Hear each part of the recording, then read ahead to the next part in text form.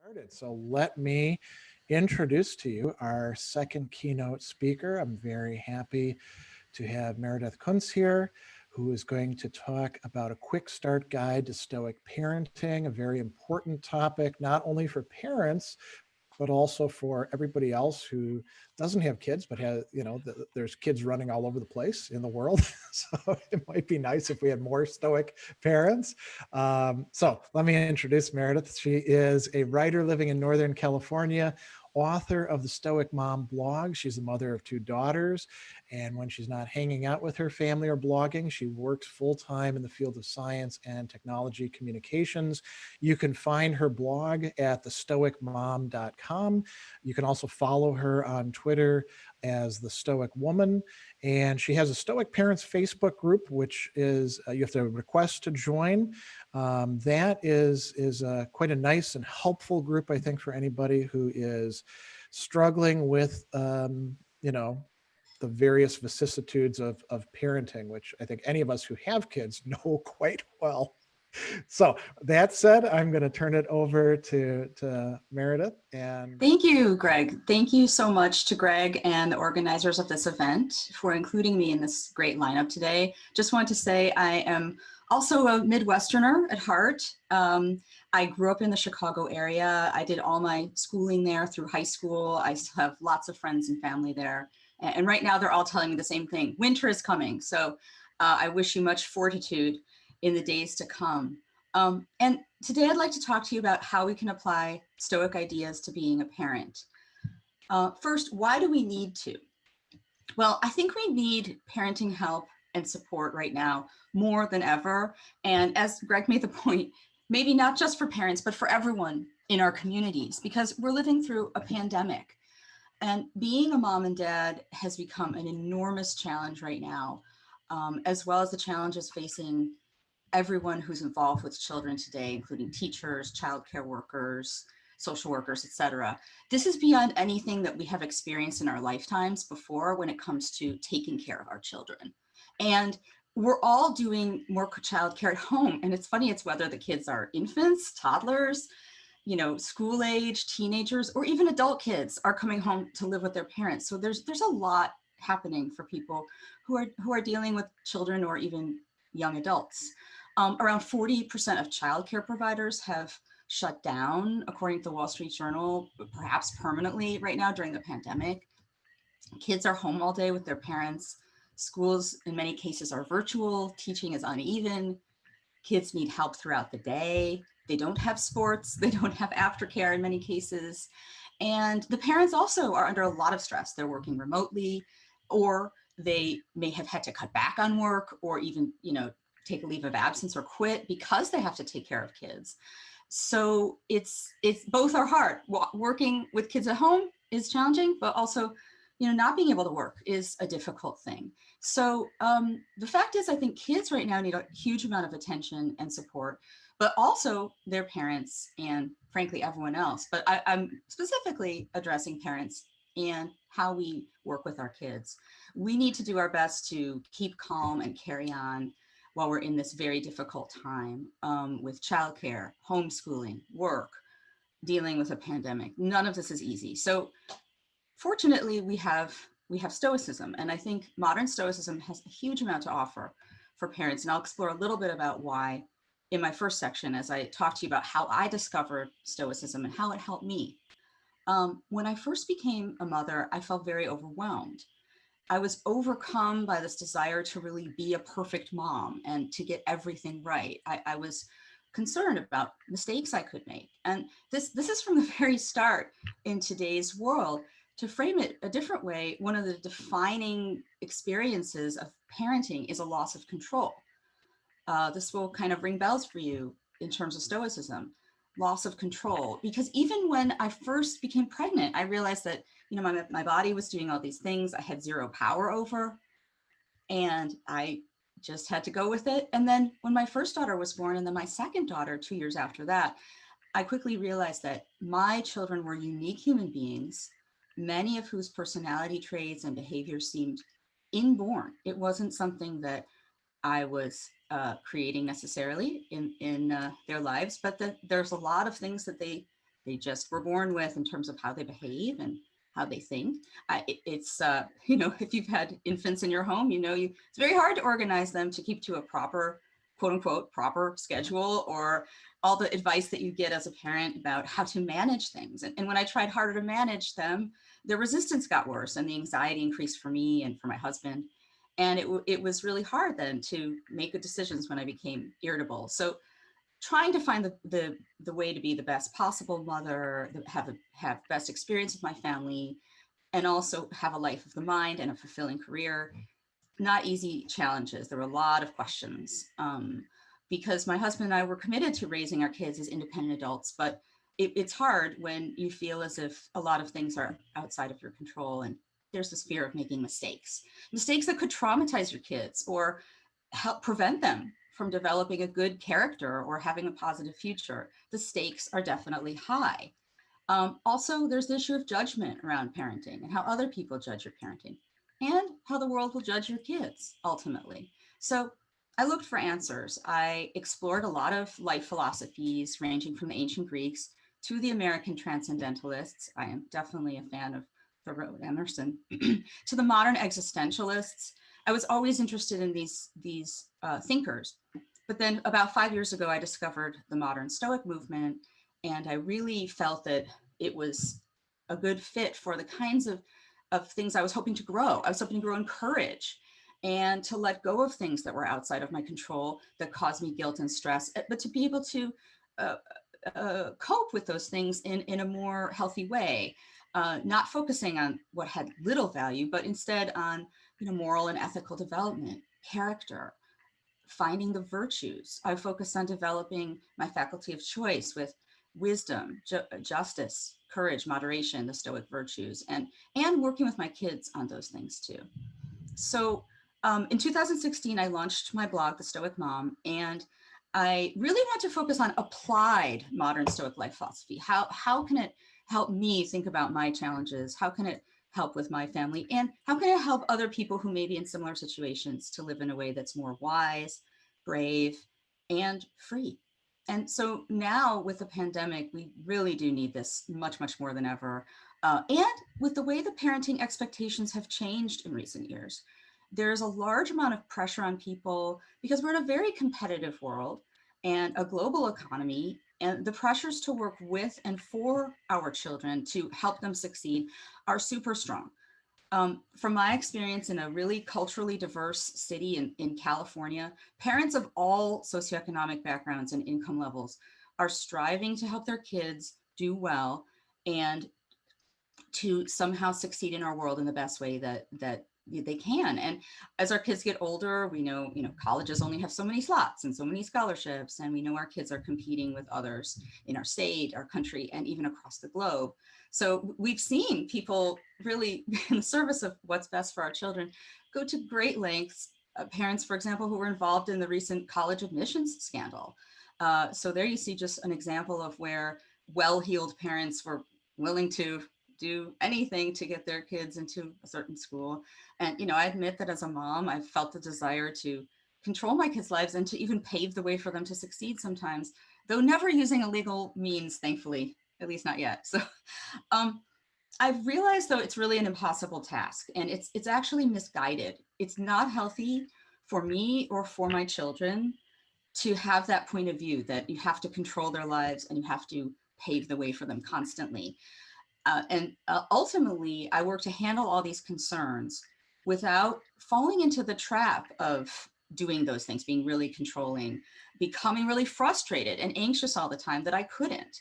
And for me, that way is Stoicism. And so that's why I've been working for the past several years to apply modern Stoic ideas to my life as a parent. I'll just say a few things that it helps with. It's liberating from the pressure and guilt and frustration about not being able to perfectly shape my children, not knowing always the best way to help or guide them, or what that even means, making mistakes, being imperfect myself around my children, worrying about how they'll ultimately be as adults.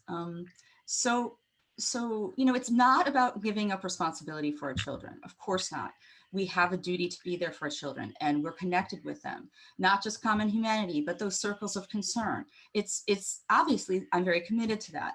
But the point is to become more rational and less anxious as parents, more rational and less anxious, and to give up some control to our children, especially as they get older.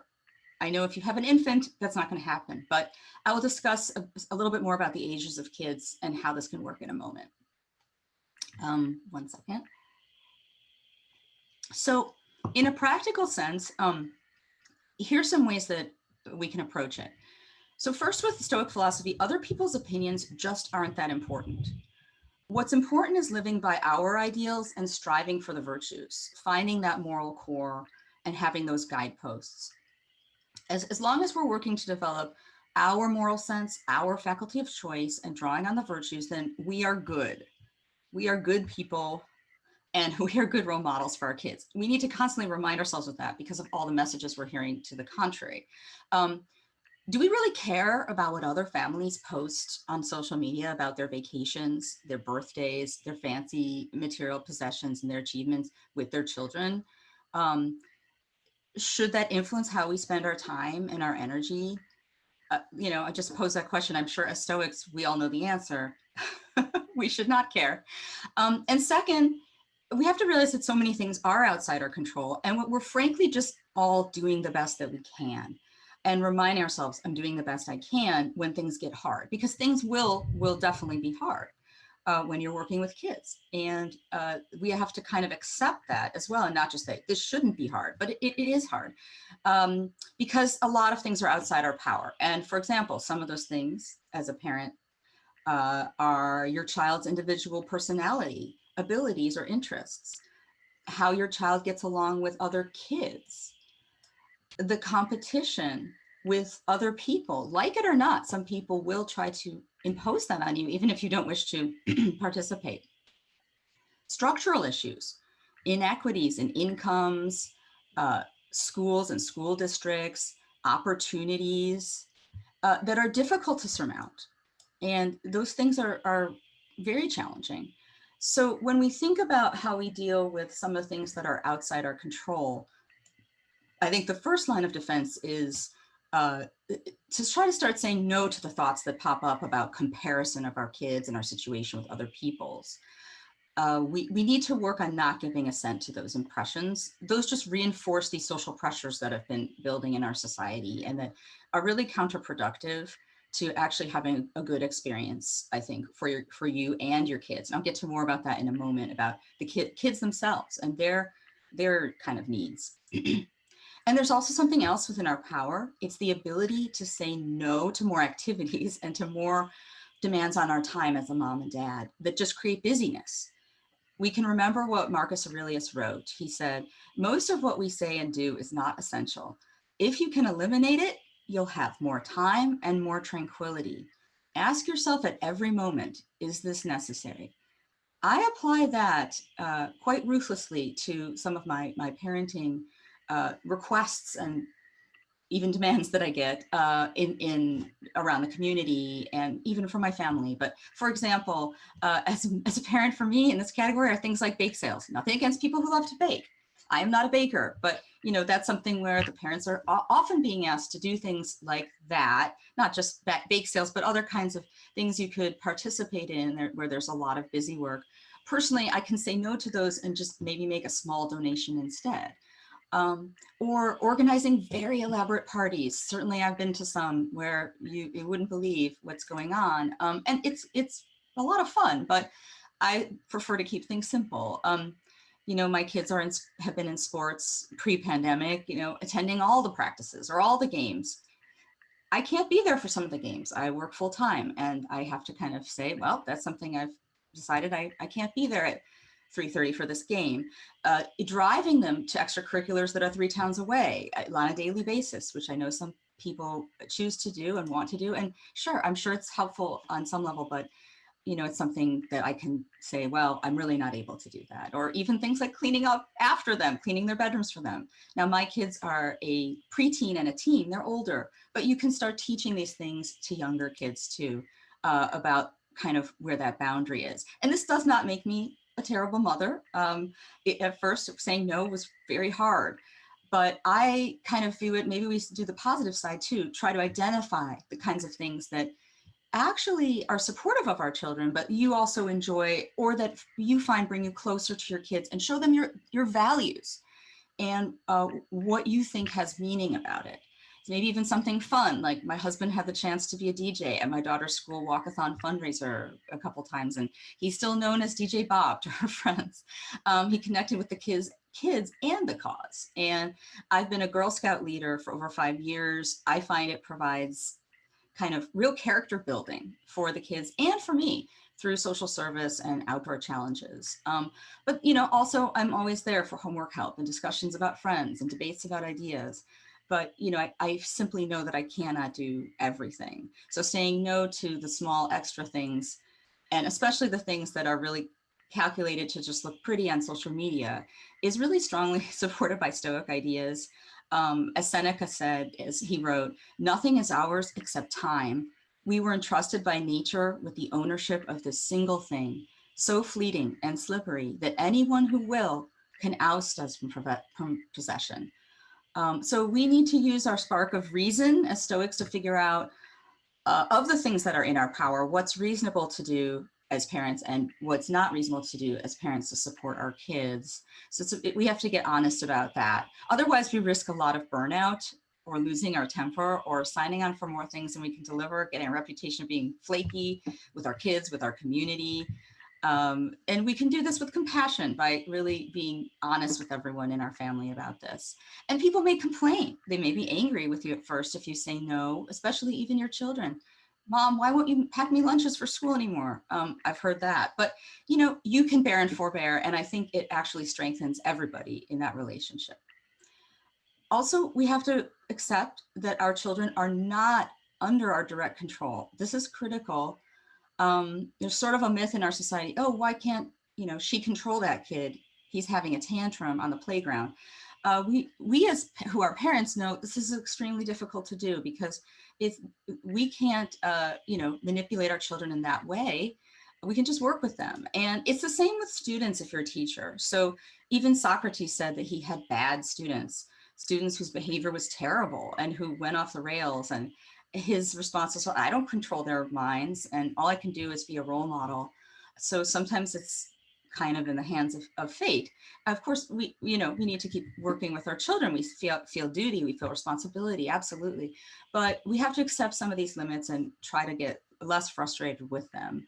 And sort of to sum up how Stoicism has helped me as a parent for this section of this talk, I think I would say it really enables me to deal with the pressures that parents face today in fairly healthy ways. And I think that all parents could benefit from a dose of Stoic philosophy. I also think it's helped set my kids on a path of well-reasoned choices that I hope will serve them long into the future. So I just want to address that for a few minutes in this talk. Our children. I've learned a few things about kids that have helped me in this journey. One thing that I think is important is that, Stoic ideals can help kids develop their own character. And first, a few general thoughts and then a few practical ideas. First, a lot of parents today in our society express love through consumerism or entertainment for their children. And I think Stoics in the ancient times were a lot tougher on kids. They really believed that characters instilled through things like exercise and sports and hard work. And I do still think that we develop virtue through work. It can't just be aspirational exclusively. We have to actually give our children things to do. And that's more important than possessions, obviously. That this is to inspire kids to have kind of a Stoic infused life. And in doing that, we also show them what we care about when we ask them to do something or we do something with them through our actions. And we teach them as role models. I think they have to be things that the kids do that require effort on their part and that are challenging. For example, this could be physical challenges. In my family, when our kids express interest in doing something brave physically, we encourage them to try it. Traditionally, a lot of times that wouldn't have been done for girls, you know, in generations past, but we really encourage them, for example, to try out for new team sports that they just have an interest in. It takes a lot of courage to work through the fear of not knowing how to do it, not being that good at it at first. And they didn't really have the knowledge of the rules and, you know, everything else about it. But they persevered and they were able to do much more, I think, than they thought they could. And as Girl Scouts, also, my daughters have gone on really tough camping trips and overnight camps where they've learned to do things that I never would have done at that age, like backpacking, high ropes, rock climbing, sleeping out under the stars for a whole week. And my one daughter wanted to do a camp called Gilligan's Island through Girl Scouts. Literally, she came back after having rolled around in the mud, and all those, I don't know, 5 days or 6 days, they had made a bed out of tree branches, and that's where she slept. She loved it. She absolutely loved it. So I think it was a way to really try something that was really different and outside her comfortable bed. And I think that is very helpful sometimes. And in family outings too, you know, we hiked through a river together and we did canyoneering, just opportunities we could take to challenge ourselves, intellectually challenge ourselves. I am known for dragging my daughters through countless museums and historical sites to expose them to culture and art and history and science that they might not have learned otherwise. Also work on challenges in the community and in our world by volunteering.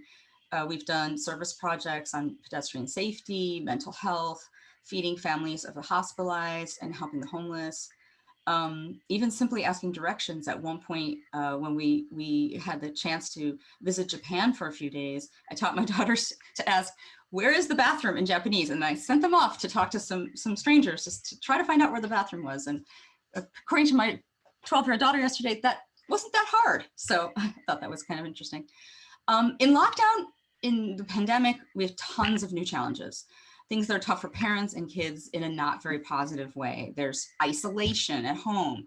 There's the need for constant supervision for young kids. There's doing school online, which is not inspiring.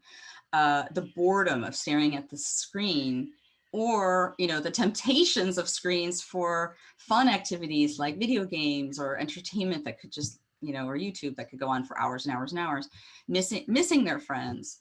And for some people dealing with illness and financial problems. So it's very hard for us as parents to face these things and to watch our kids confront difficult things. But it turns out that this is actually beneficial. Recent studies have shown that facing challenges or even feeling uncomfortable can actually be a good thing for kids. So the psychology research showed that, you know, by keeping kids perfectly protected from any adversity or challenge, it can actually be harmful to them. And in the long term, it can potentially create anxiety or depression. There was a very interesting article in The Atlantic that summed up some of this research back in May. I think it was Childhood in an Anxious Age. And the author said that kids today are perhaps more overprotected, more leery of adulthood, more in need of therapy. And many blame helicopter parenting, despite more than a decade's evidence that helicopter parenting is counterproductive. So I don't believe in helicopter parenting, or what some people call bulldozer parenting too, where you're you know shaving down all the obstacles for the kids. And today, my parenting is really focused on autonomy, raising independent adults. That was intuitive to me from Stoicism. The strongest predictor for motivation in kids and teens is a sense of control over their own choices. So choices that they can control, things that can be in their control. We need to let them choose those things. There's an excellent book called The Self-Driven Child by William Stixrud and Ned Johnson. And they argue that a lot of times parents are depriving children of meaningful control over their lives and putting them at heightened risks of anxiety. And they devote a whole chapter to how parents' mental health can harm that of their children.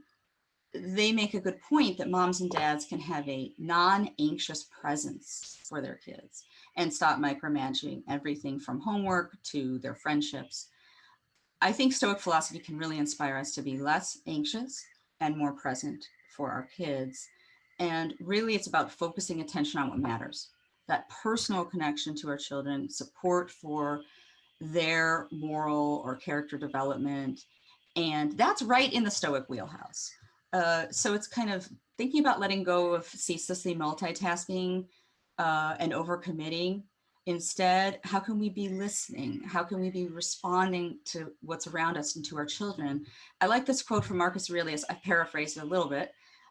Concentrate every minute on doing what's in front of you with precise and genuine seriousness, tenderly, willingly, with justice, and on freeing yourself from other distractions, all other distractions. My kids call me or my husband out when we're distracted while we talk. For example, if we're looking at our phones, and I give them a lot of credit for that. We try to do the same with our children. You know, when we're having conversation, we need to be looking at one another and actually connecting. And we can have family times of day, at dinner, for example, or family downtime where you're actually interacting like a regular game night. And again, this is for slightly older kids, but in a moment, I'll mention some things for younger kids. Let's think about our children's agency. I've heard it said that Stoicism is a way of maximizing agency. Remember, the kids aren't performing monkeys. They aren't the puppets of their parents who are orchestrating every move. They're people, and when they're old enough, they need to learn to make good choices and commitments and figure out what motivates them and how to spend their own time. It's not easy. With younger kids, it may seem impossible, but there are ways we can start pretty young, which I'll address in a moment. We can be good role models in a sense, showing the decisions we make and how we choose to live our lives. And we need to devote time to actually explaining that to our children, like explaining, okay, for example, I got a mail-in ballot, explaining, here's what the ballot is. Here's how I'm making some of these decisions. Here's what I think is a good idea. Here's what I think is not, and how we arrive at those decisions. And that's just one very recent example, but any kind of decisions you make that are major, you can explain your thought process to children, how you used your spark of reason to make that decision and use the guideposts of the Stoic virtues. So my husband and I hope that we're not forcing our kids to do things and saying, do this because I said so, and that therefore they'll be able to become more full people and make commitments of their own choosing. Of course, we hope that they'll commit to doing lots of loads of laundry and dishes around the house, but that's another topic. And my last segment I'd like to speak about is, how do you present Stoic ideas to children? And how do you work with them to try to live in this way? So when kids are very young, it's hard to express life philosophy to them. Their priorities are different. Their own immediate needs and wants are what they think about. They're driven by hunger, by fatigue, play, competition with other kids, and so on. And they haven't learned to use their sense of reason or understand cause and effect, or even really know that much about other people's needs or wishes. They're very young. But studies in neuroscience show that kids from 7 to 9 are laying down the structure for reasoning in their brains, and that those areas grow a lot around the ages of 12 to 13. So I think that somewhere in there, maybe age 9 or 10, it can be a good idea to introduce some Stoic or philosophical ideas a little bit more formally, with a few high-level concepts about the dichotomy of control, phrasing it in different terms, of course, that kids can understand, but start to explain it. And the virtues and questioning our impressions is a big one. Even we can begin a little bit with toddlers at a young age. We can talk to our kids about what is in and out of our control, what are the consequences of our choices, how to question our impressions, what knee-jerk reactions to things we have, and why they might not really be helping us or other people. I kind of like to say in my blog, I've said, stop, drop, and question your impressions. And my kids know what that means, even though it's a little bit more of a joke. But like, for example, when one of my daughters was a toddler around age 2 or 3, she would get very upset about leaving her friend's house when playtime was over, and she just would refuse to do it. So I started to try to work with her more. Instead of this tantrum happening, I would try to explain to her about other people's, perspectives and consequences. So the host family has their own schedule, and that's not our choice. But they've decided that they have to start cooking dinner now. How you respond to that is in your control. You can change how you react and behave. And think about this way. Remember, you won't get invited again if you don't leave when you're asked to go. Also, what if this were your house and you needed to make dinner because you were hungry? what's in your power to influence your next potential invitation and to understand what it's like to be someone else. So kind of giving kids a sense for how they could respond, why they should think this way, that bigger picture, weaving in little aspects of the virtues about fairness, about self-control, without naming them as those, but just kind of really direct, practical questioning. I like this, kind of coaching with the questions. And explaining how making a good choice will actually give them more options and more freedom in the future to do things that they enjoy. And another element of this is, so that's more about teaching kids things that are in their control of how they react. But another thing is their choice, their faculty of choice. We can help them develop it early on, but we have to really be careful about that. I think limiting it to 2 or 3 options at first is best. Like, do you want to eat pears or apples, or peas or sweet potatoes, or play on the slide or monkey bars? Because kids sometimes have difficulty with a wide range of choices. But I think just a couple choices, 2, 3 choices, that can actually help them, because it's very motivating to kids to have choice. And they need to cultivate this faculty and figure out what they, like to do and what motivates them. And allow them to see natural consequences so they can gain some wisdom from that too. For example, your child refuses to wear a jacket going outside and it's 30 degrees. And if she gets cold enough, maybe she'll remember to wear her jacket next time. You don't force her to wear the jacket. Maybe she'll remember it next time.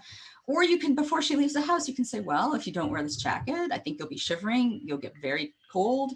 You might even get sick, catch a cold and get sick. And then you might have to stay in bed all day by yourself instead of doing something fun this weekend. So, I think that takes a lot of time and repetition, but that can have an impact. And kids having that experience where they face the consequences themselves, that eventually teaches them something. I think kids' proto-passions, what the ancients called these involuntary emotional responses, are super strong. And they can't really control those initially. The emotions turn into bad passions very quickly and much more readily than in most adults. They haven't developed their faculty of choice and of reason. And we used to call this the red zone, when the kids would have a tantrum when they were smaller. And Seneca said anger was a temporary madness. So I think that there are good Stoic solutions for that too, to help younger kids, even, the very simple things that Stoics recommended that we can also use today that are also good for adults. And we all have that angry kid inside us too sometimes. Counting to 10 or more, counting to 20, taking deep breaths, distancing yourself from a situation, giving yourself time, learning to kind of ignore other people if they're rude or insulting or something like that. This other little theme I'll just address very briefly is that Stoicism is great for helping us not to take things so personally. This is hard for me too, but like kids, it's very difficult as they're playing a board game. Your child's not winning, and then the kid gets super frustrated and says, people are playing unfairly. This is not fair. But a lot of times it's not unfair. It's just you had bad luck. And that's how the world works. It's not personal sometimes. I mean, there are situations that are truly biased, and that's bad, and we need to call that out. But if it's really just something, you had bad luck, the kids eventually have to learn that. We can try to explain it, but I know it takes a lot of time for kids to understand that and to kind of be able to float above it and see it's not directed against them, which is a good Stoic concept. This perspective taking, I think, helps kids and teens see the bigger picture as they get older. When you're young, you think of all these issues and problems just are all the most important thing in the world. And anything that affects you is just this big problem, this big issue. But you kind of reminding these principles with our kids is really helpful. Just briefly, I want to say something that Greg said at the beginning. Stoicism is not about suppressing emotions. So in teaching these principles, I'm not trying to tell my kids don't have emotions. You shouldn't feel that way. You should have a stiff upper lip.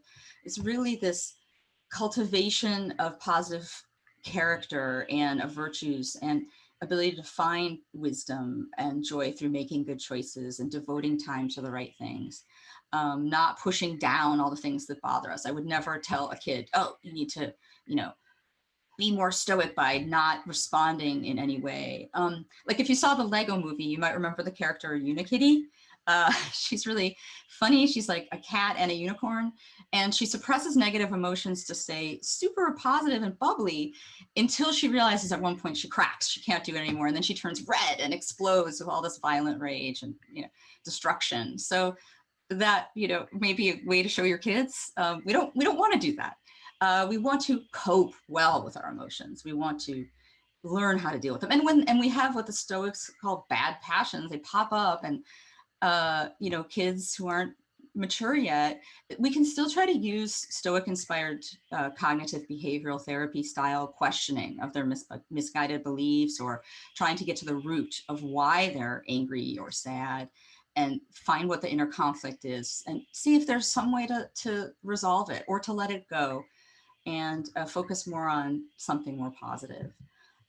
Realizing that other people's opinions aren't that important and do not give us our worth as people.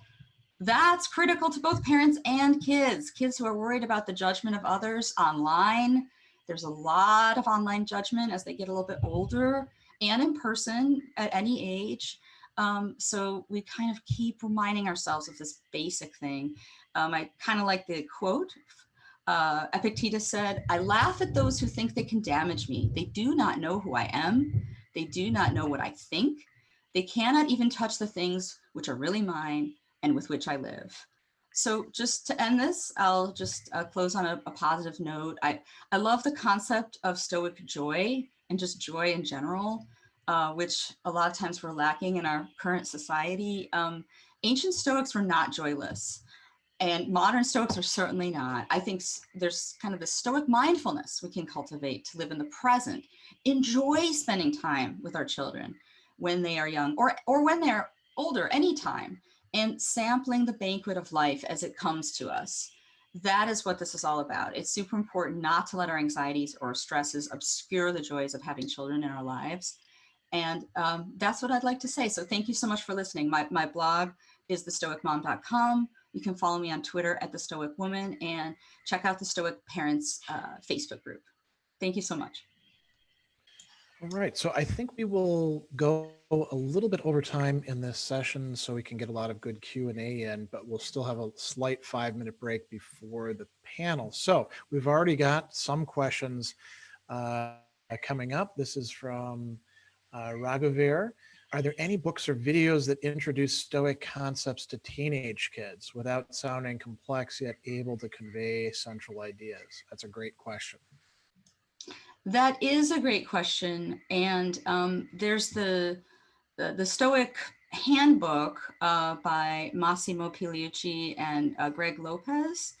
I believe it's called the Stoic Handbook. I have it here somewhere. I think it's a good book. It kind of gives you day by day things you can think about and do, and really introduces it in terms of everyday life. But other than that, there really isn't one that's more directed towards teens, older kids, or young adults. It's something I'm really interested in myself. And a lot of times when I talk with my kids, I think, wow, I'd like to create a resource like that someday. But I think there's also a lot of good videos out there that talk about Stoicism, and there, kind of, even Greg, your introduction this morning, I thought was a really good intro. But I think we probably need more resources along those lines in the future. I was actually going to ask a question as well, going back to something you said really early on in the talk that I think is very important, which is not expecting yourself to be, we could say not expecting yourself to be the sage, right? The perfect Stoic. Yes. So how do you balance? I think a lot of people's worries is, well, if I'm not like constantly pushing myself, then I'm going to start backsliding, or I'm going to take it too easy on myself. Do you have any guidelines for, not just parenting, but it could be anything in general, for like how to tell, almost like, are you being stoic enough in the situation, or are you being too easy on yourself, or are you being too hard on yourself? Well, I believe in what I'd like to call compassionate Stoicism. I've also studied compassion cultivation training, which is a method that's derived in part from Buddhism.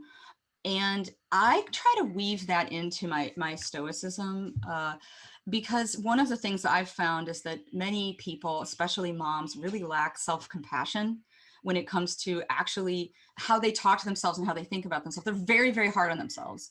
I know I am very, very tough on myself. So for me, it's kind of that sense of loosening up a little bit, or less pressure and anxiety about having to be perfect all the time. I think there's also a lot of cultural pressures on girls in our society to be what we think of as perfect.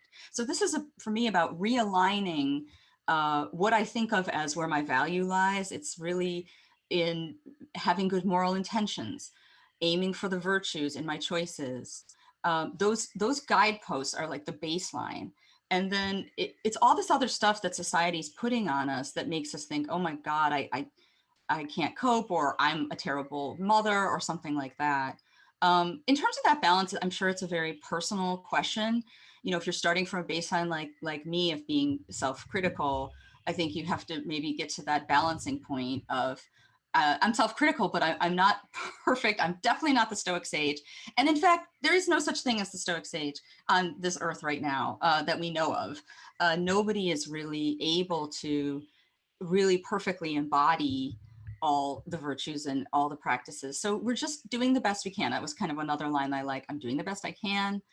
And I'm doing what makes sense to me in this situation to apply my values and my principles.